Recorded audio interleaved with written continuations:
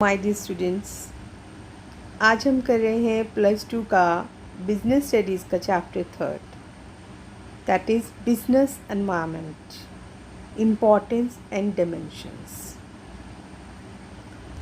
अब इसके नाम को सोचकर हम सोच रहे हैं ना कि क्या चीज़ है ये। व्यवसायिक तो बिज़नेस हो ही गया। अब एनवायरनमेंट क्या चीज़ है? हमारे आसपास की चीज़ें जो उससे रिलेटेड होती हैं।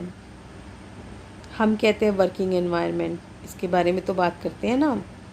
वर्किंग एनवायरनमेंट मींस जहाँ पे हम काम कर रहे हैं वहाँ पे सब फैसिलिटीज़ कैसी हैं, वर्किंग कंडीशन से रिलेटेड हमारी बातें हो जाती हैं। तो ऐसा ही यहाँ पर जो है व्यावसायिक वातावरण के लिए है। जैसे एक वर्कर है, हम उससे अच्छा काम लेना चाहते हैं, वो हमारी कंपनी में काम करता है, तो हम कहते हैं कि सबसे ज़्यादा ज़रूरी चीज़ पता है क्या है कि उसे वर्किंग एनवायरनमेंट अच्छा दिया जाए। जहाँ वो काम कर रहा है उसे मिलजुल कर वहाँ पे काम किया जाए, उसका ध्यान रखा जाए, तो वो अच्छा भी काम करेगा और लंबे टाइम तक भी करेगा। तो यहाँ पर भी बिज़नेस की जब हम बात करते हैं ना, तो बिज़नेस एनवायरनमेंट भी ज़रूरी हो जाता है। अगर आप चाहते हैं कि अपना बिज़नेस लंबा टाइम चले और सक्सेस भी हो, आगे ग्रो भी करे, तो हमारे लिए बिज़नेस एनवायरनमेंट वर्ड जानना बहुत ज़रूरी है।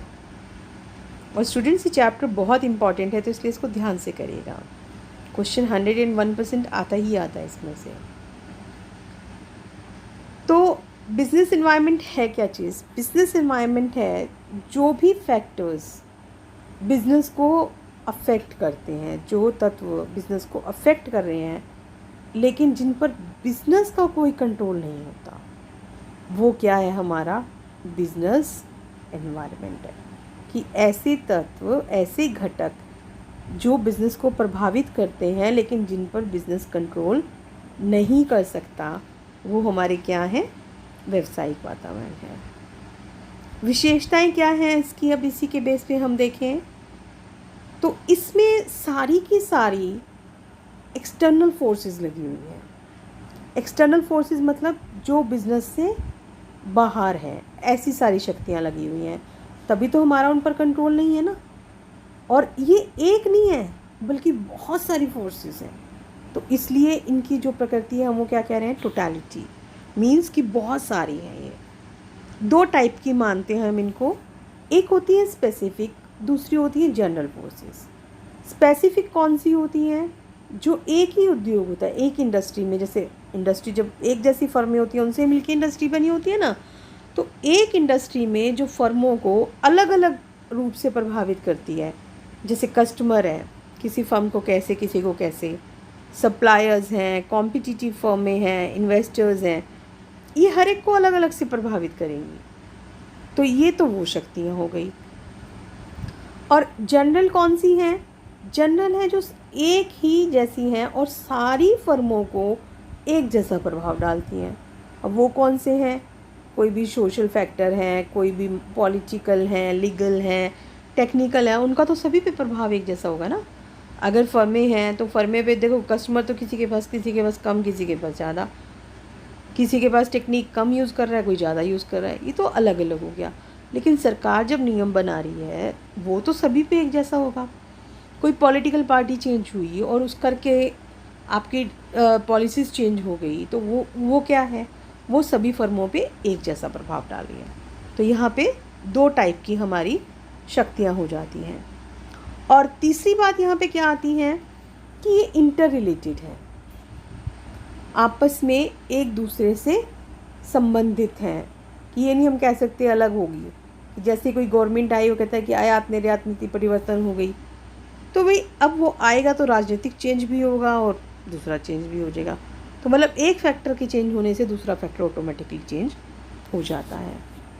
अगला इसमें क्या आ जाता है? डायनामिक नेचर का है ये। इसमें कई सारे घटकों का मिश्रण होता है, तो किसी ना किसी चीज़ में कोई ना कोई चेंज होता रहता है, तो इसलिए हम उसको क्या कहते हैं? ये डायनामिक नेचर का है। अब अनसर्टेनिटी है, हम बाहर के किसी फैक्टर के बारे में कुछ भी नहीं कह सकते ना, क्योंकि जल्दी जल्दी चेंज होते रहते हैं। तो क्या होता है कि जो लोग एक्सपीरियंस्ड होते हैं, प्रोफेशनल होते हैं, वो तो फिर भी थोड़ा बहुत फोरकास्टिंग कर सकते हैं, लेकिन वो फोरकास्टिंग सही होगी या नहीं होगी ये कहना आसान नहीं होता है ना। तो इसलिए कुछ नहीं पता चलता कि कैसे कब कोई टेक्निक चेंज हो जाती है, कब फैशन चेंज हो जाता है। हम आज कुछ ख़रीदते हैं, कल कुछ ख़रीदते हैं, पता चलता है भाई फैशन चेंज हो गया हमारा, तो हम तो अब ये नहीं डाल सकते, करते हैं ना उन कपड़ों के लिए। ऐसे ही जो लोग होते हैं, काम करते हैं, उनके लिए भी टेक्निक्स चेंज हो जाती हैं। अब क्योंकि ये जो वातावरण है ये बहुत सारे फैक्टर्स से मिलके बना हुआ है, तो जहाँ पे बहुत सारी चीज़ मिलके बनी होती है तो वो बड़ी कॉम्प्लेक्स हो जाती है, उस चीज़ के कॉम्प्लेक्सिटी हो जाती है उसमें, है ना। क्योंकि सारे के सारे जो फैक्टर्स हैं वो एक दूसरे से संबंधित होते हैं, हम इंडिविजुअली हर एक को नहीं पहचान सकते।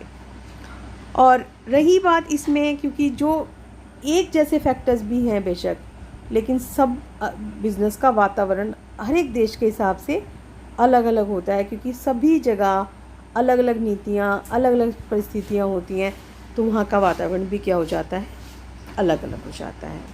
तो पता चला आपको कि बिज़नेस एनवायरनमेंट क्या चीज़ होती है, उसकी फ़ीचर्स क्या हैं।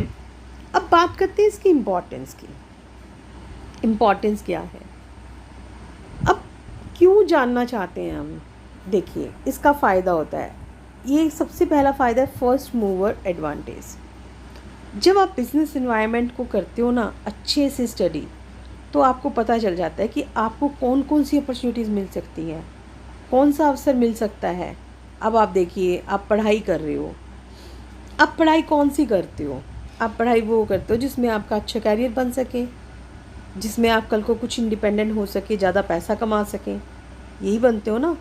और अगर कहीं पे आप ये देखोगे कि किसी चीज़ में नौकरियां कम हैं, तो आप वो काम नहीं करोगे। जैसे पहले इंजीनियर होते थे, इंजीनियरिंग करना भी बहुत बड़ी चीज़ होती थी, लेकिन अब आजकल क्या है, लोगों के पास इतनी डिग्री हैं कि इंजीनियर भरे पड़े हैं, काम ही नहीं मिलता उनको। तो दूसरी तरफ हम चल पड़े कि नहीं अब ये नहीं ये बनेंगे, तो हम उस चीज़ को फ़ायदा उठा सकते हैं। ऐसे बिज़नेस जो होता है ना, वो एनवायरनमेंट को अगर करता है तो उसे अपॉर्चुनिटी की जानकारी मिलती है, उससे वो फ़ायदा उठा सकता है। जैसे वो आपको यहाँ पे एक एग्जांपल दे रहा है, जैसे एशियन पेंट थी, काफ़ी एक ऐड आया करती थी, तो क्या हुआ कि वो उसने टेक्निक में पीछे रह गई। अब इस चीज़ को एक गुडलेस नैरोलैक ने पहचान लिया कि भाई इसके पास ये टेक्निक नहीं है और मैं इसका फ़ायदा उठा सकती हूँ।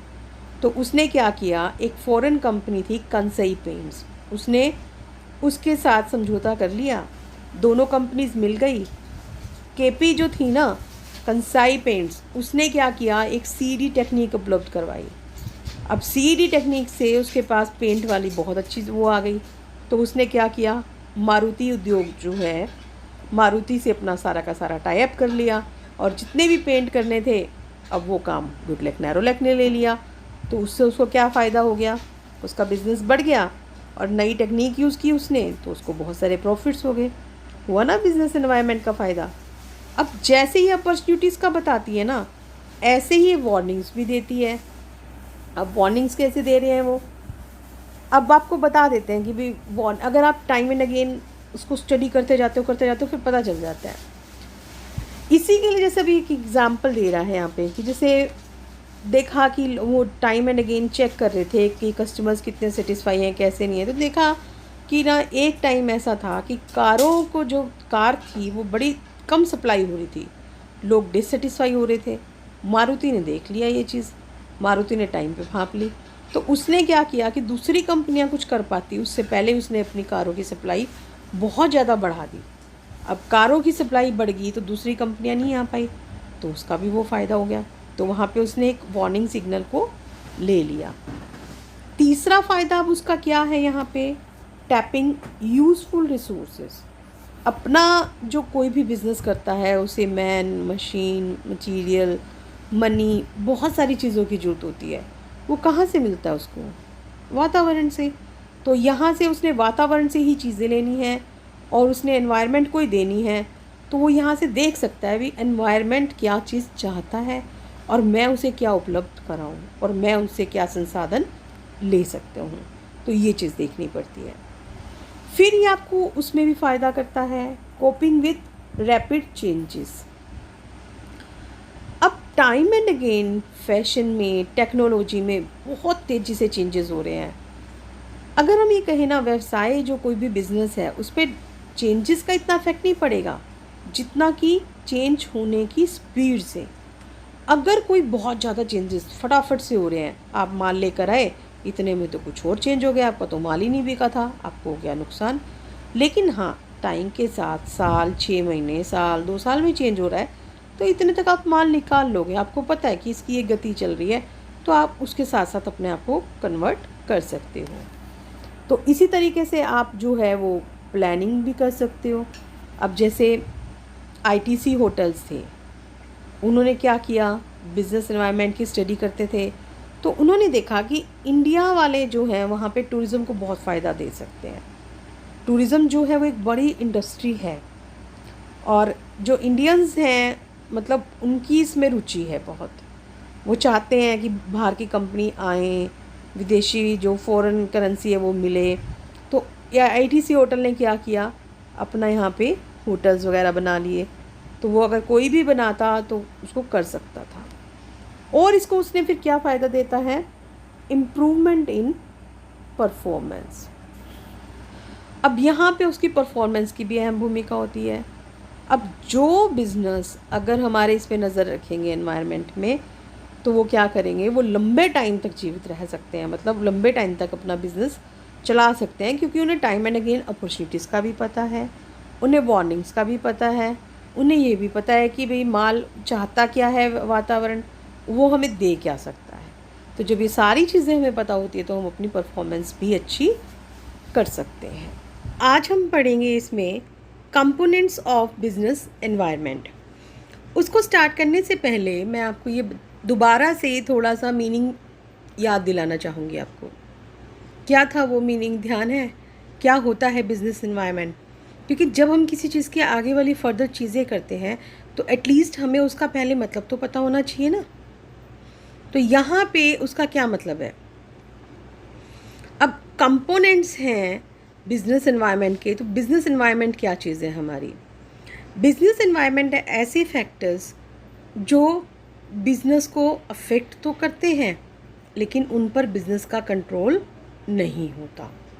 यही बताया था ना मैंने आपको कि बिजनेस एनवायरनमेंट क्या चीज़ है, कि उस पर कुछ फैक्टर्स अफेक्ट करते हैं, कुछ घटक होते हैं, कुछ कंपोनेंट्स होते हैं जो उसको अफेक्ट करते हैं, प्रभावित करते हैं, लेकिन उन पर बिजनेस का कंट्रोल नहीं होता। वो हमारे क्या थे, बिजनेस एनवायरनमेंट था। लेकिन हमें ये नहीं पता कि वो कंपोनेंट्स हैं कौन से। तो आज हम उन्हीं कंपोनेंट्स के बारे में बात करेंगे कि कौन कौन से ऐसे हैं। ठीक है, अब एक चीज़ और आती है, ये जो कंपोनेंट्स हैं ना, इनको हम एक नाम से और बुलाते हैं। क्या नाम है वो? उसको हम बोलते हैं डायमेंशंस।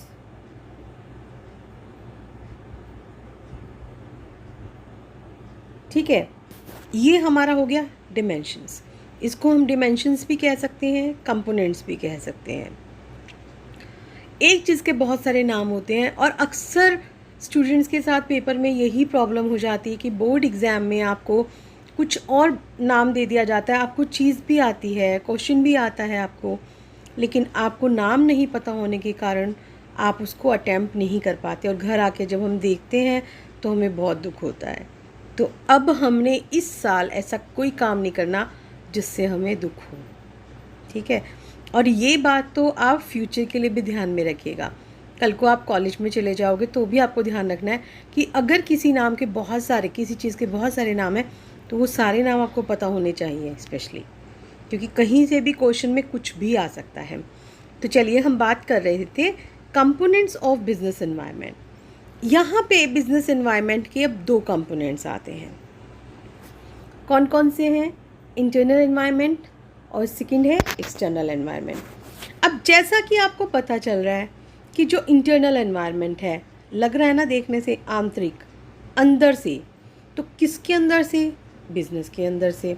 तो ऐसे इसमें अंग आएंगे जो बिजनेस को अंदर से प्रभावित करते हैं, आंतरिक रूप से प्रभावित करते हैं। तो वो हमारे कौन से होते हैं? Internal environment. ठीक है, जो व्यवसाय को अंदर ही होते हैं और एक बात और भी चीज़ है, जो कोई चीज़ अगर हमारे बिजनेस के अंदर होगी तो क्या आप उसको कंट्रोल कर सकते हैं? बिल्कुल कर सकते हैं। जो बिज़नेस हमारे हाथ में है, हमारी मर्जी है, हमारे पास जो फैक्टर्स हमने जो खुद ने डिसाइड करने हैं वो तो हम खुद ही कर सकते हैं ना, उन पे तो हमारा हक है। हम उसको चाह के कम भी कर सकते हैं, ज़्यादा भी कर सकते हैं।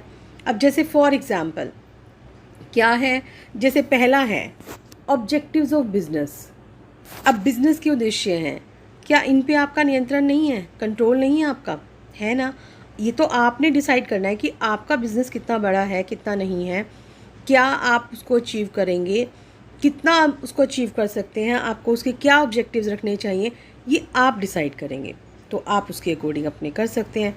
तो इसमें आप अफेक्ट बाहर वैसे कोई नहीं कर रहा, व्यवसाय के अंदर है, आपने बनाने हैं, आप उसको कम कर सकते हैं, आप ज़्यादा कर सकते हैं, आप उसको चेंज भी कर सकते हैं।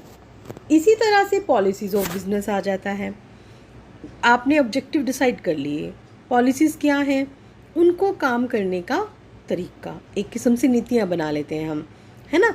नीतियाँ बना ली कि भी काम इस तरीके से चलेगा, हमने अगर ये रूल हम बना लें तो जैसे कि अब आप एक कहता है, आप कई बार दुकान पे जाते हैं, वहाँ लिखा होता है कि क्या लिखा होता है वहाँ पे, सिर्फ ओनली कैश सेल, मतलब सिर्फ नकद में ही वो लोग माल सेल करेंगे, उधार में नहीं करेंगे। तो वो उनकी क्या है, बिज़नेस की एक पॉलिसी है वो, ठीक है? तो ये पॉलिसीज़ भी क्या हैं, बिज़नेस की अपनी बनाई हुई है ना, बाहर का तो किसी ने नहीं कहा। अब कपड़े की आप मार्केट में जाते हो, कपड़े की 4 दुकानें हैं, तो क्या चारों दुकानें ही आपको कैश में देती हैं?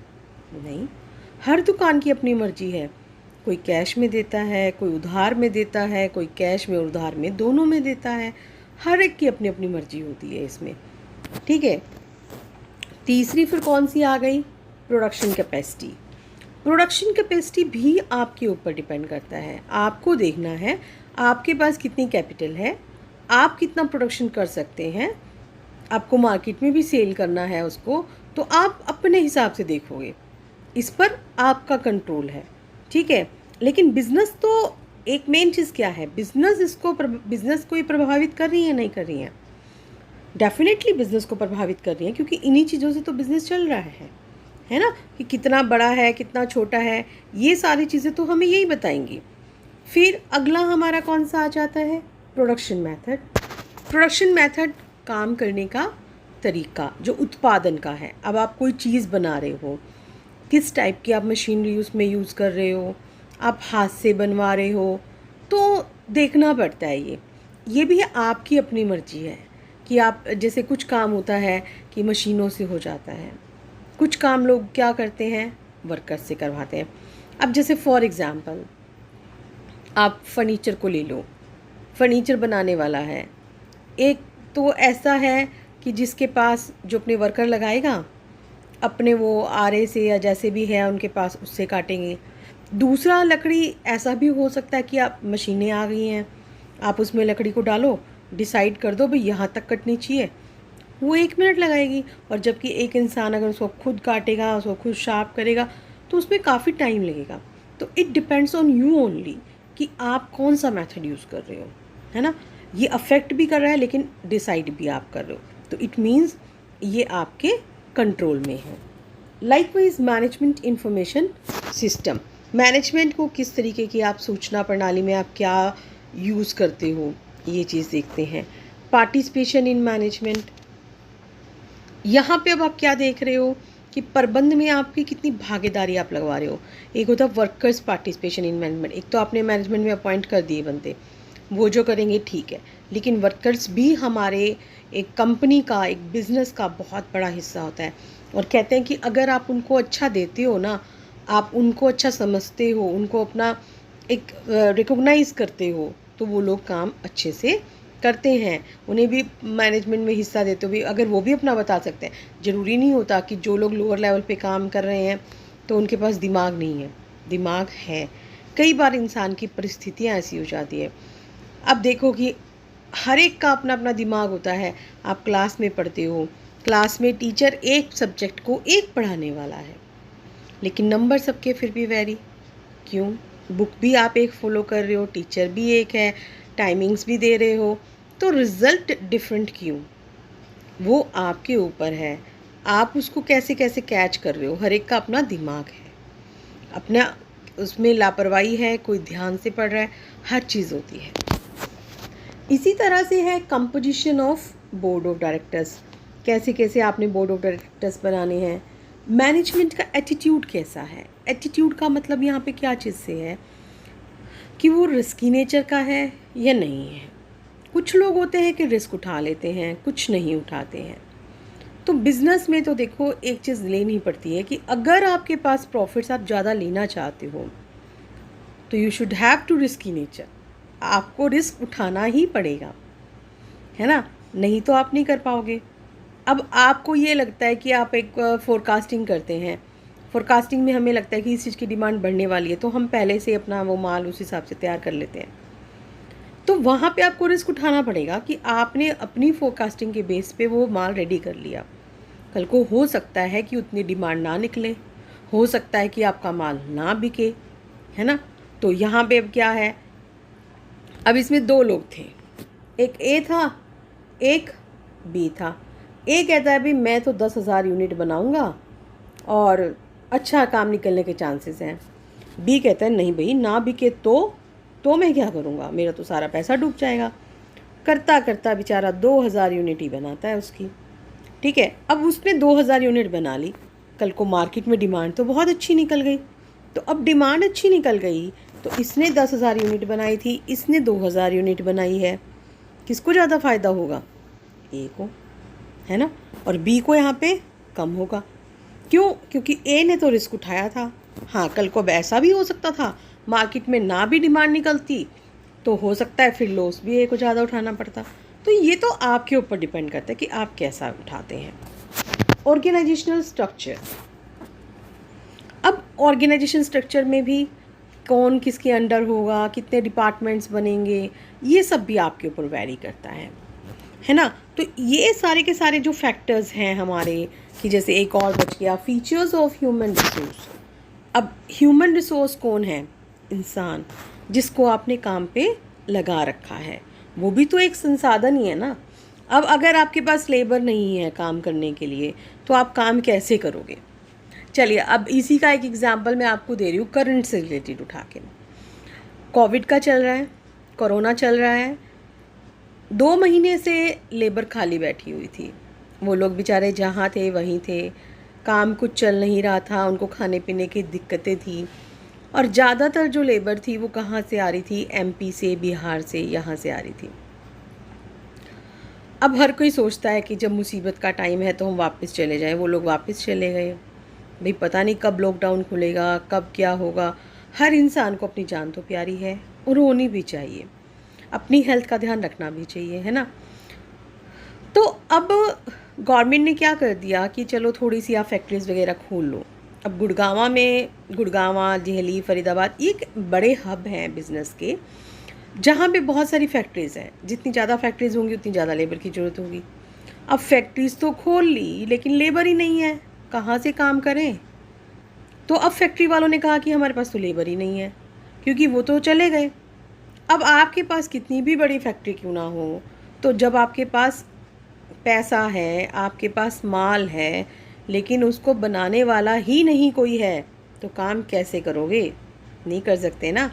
तो देखा आपने, अब आज के टाइम उनको क्या रियलाइज़ हो रहा है कि लेबर भी बहुत इम्पॉर्टेंट है ना, इम्पॉर्टेंट।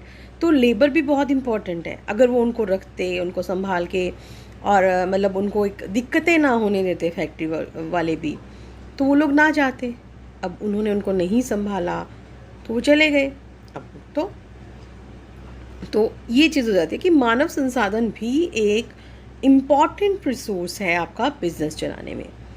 तो देखिए, चलिए हम बात कर रहे थे किस चीज़ की? इंटरनल एनवायरनमेंट की। तो इसके 2 कंपोनेंट्स में हमने पहला कौन सा किया? हमने पहला किया है इंटरनल एनवायरनमेंट, है ना। मैंने यही बताया था ना आपको कि बिज़नेस के 2 हैं, एक इंटरनल और एक एक्सटर्नल। इंटरनल हमने कर लिया कि ऐसे फैक्टर्स जो बिज़नेस के अंदर उपस्थित हैं लेकिन जिन पर बिज़नेस का कंट्रोल भी, जो बिज़नेस को अफेक्ट भी कर रहे हैं, लेकिन इन फैक्टर्स को बिज़नेस कहीं ना कहीं काफ़ी हद तक कंट्रोल कर सकता है। अब बात करते हैं हम अपने एक्सटर्नल एनवायरनमेंट की।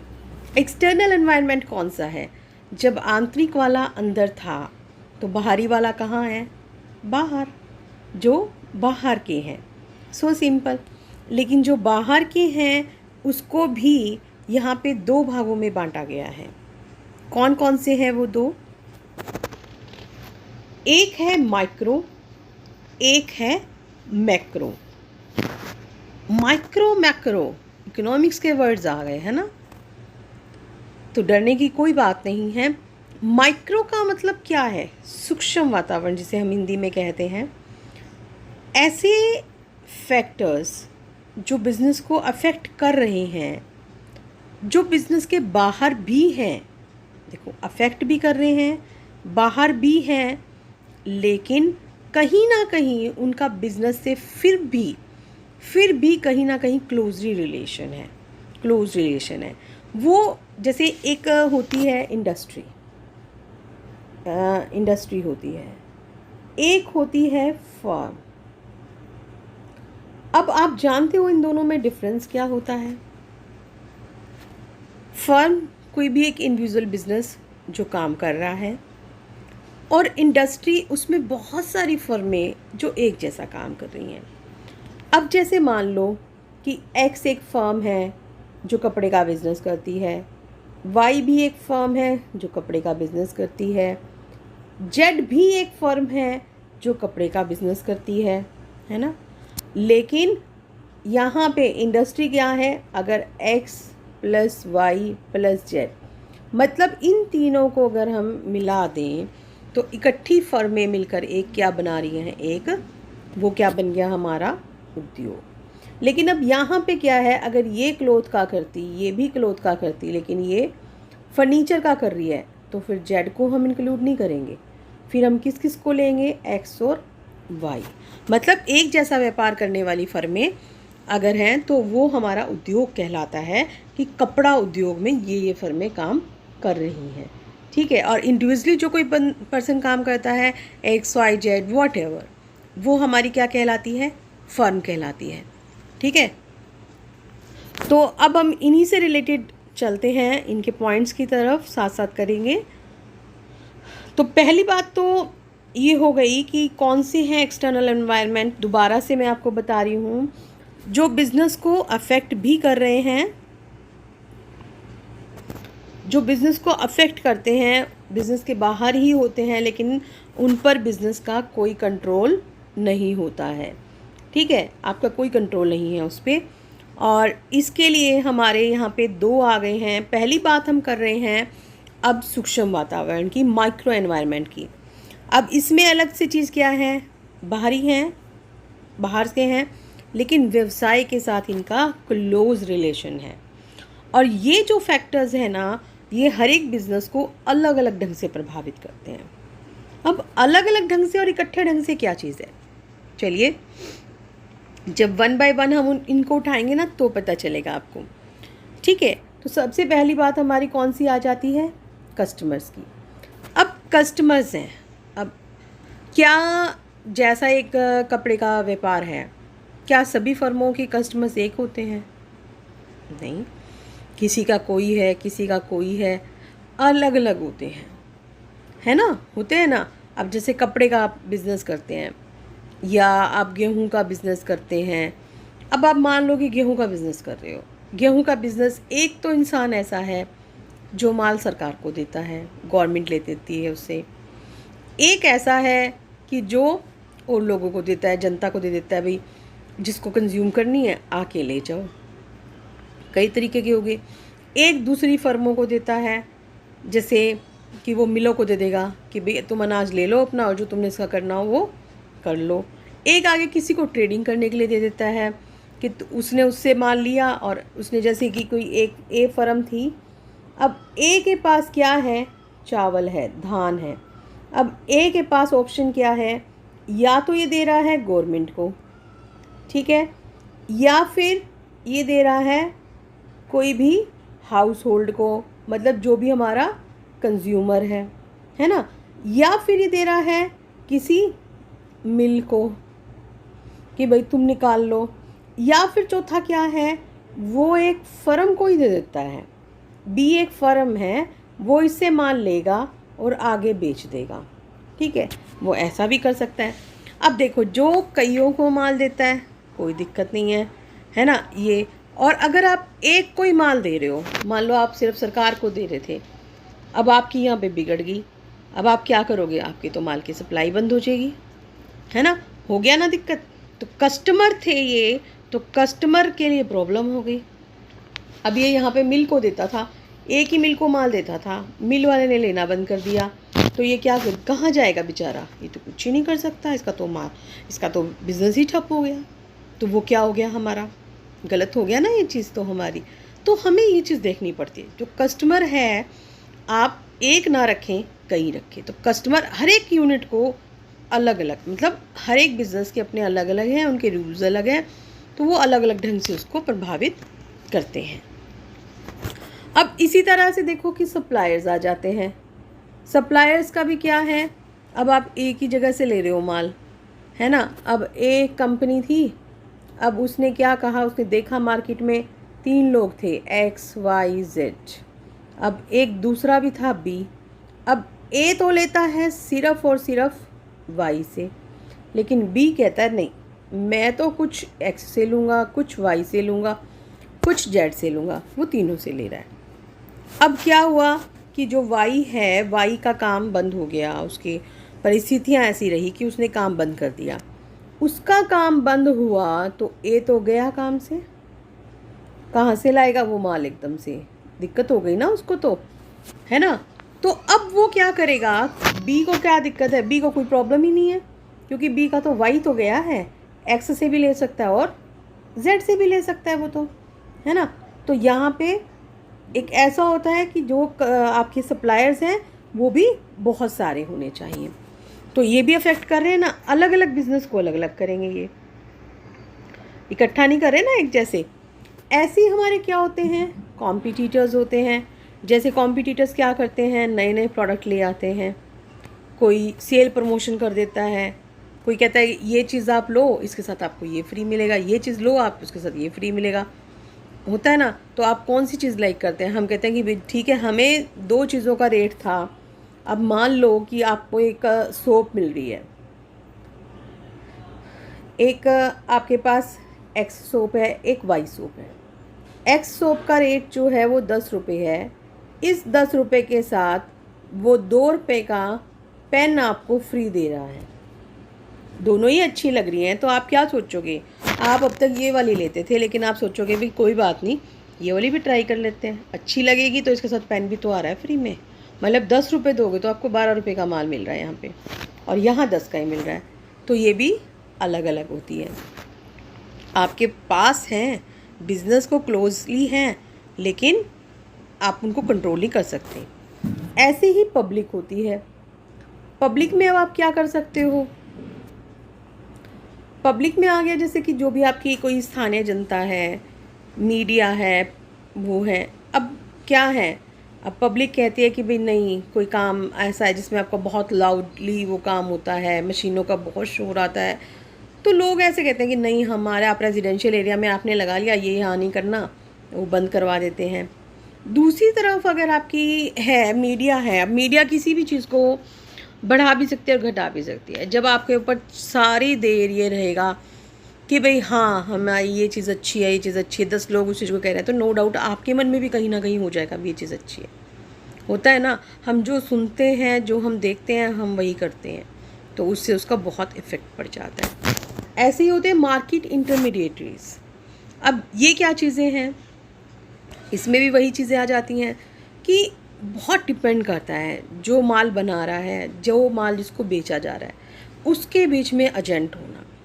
एजेंटों के पास तो टैक्ट है भाई, वो किसी को भी माल बेच सकते हैं, अपनी बातों से वो इतना इम्प्रेस कर देंगे, ये माल बहुत अच्छा है, ऐसे है वैसे, तो वो बहुत अच्छा कर सकते हैं। सॉरी।